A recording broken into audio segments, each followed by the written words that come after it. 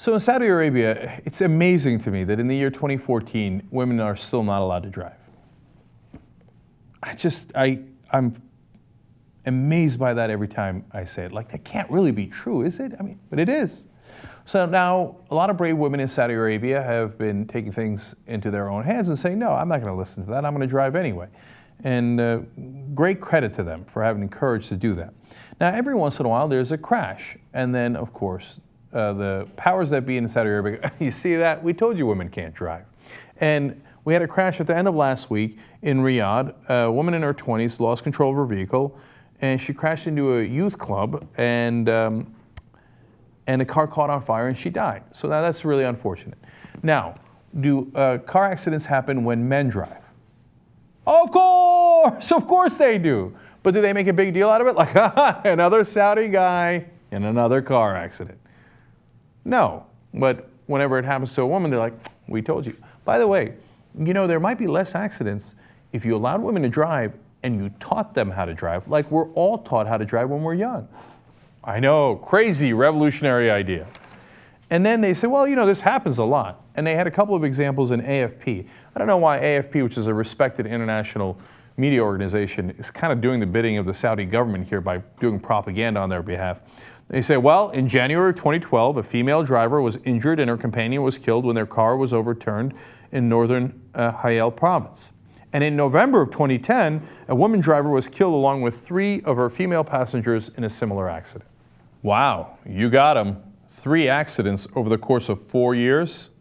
Wow, I guess women really can't drive.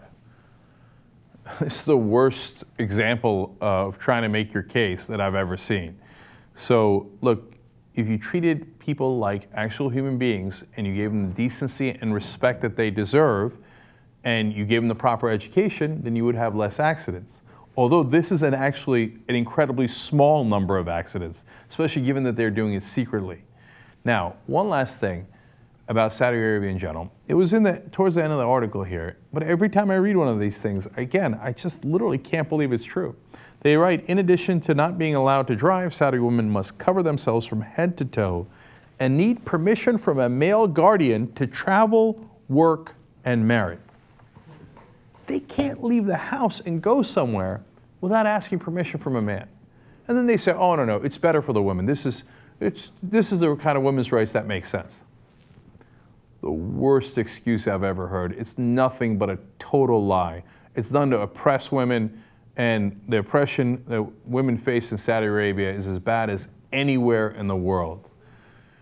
It's a little hard to respect your government, not the people of Saudi Arabia, but your government, when you take such drastic actions and you're so outside of the mainstream of the whole world and you oppress 50% of your population. They've got to, look, if you don't believe that it's the meaning to ask someone else to go outside to cover your whole body, then all right, let's flip it back around.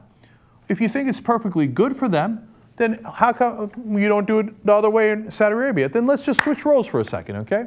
So next year in Saudi Arabia, women don't have to cover themselves and they could drive, but men have to cover themselves head to toe. They're not allowed to drive anywhere. They're not allowed to do anything like travel, work, or marry without asking permission from their wives, their moms, their sisters, from a woman, a respected woman in their family. Now, do you think the Saudi men might take that deal? My guess is they're not going to take that deal, right? Because they don't actually believe this is equal. They know that they're doing it to keep their women down. That's the reality of what's happening in Saudi Arabia.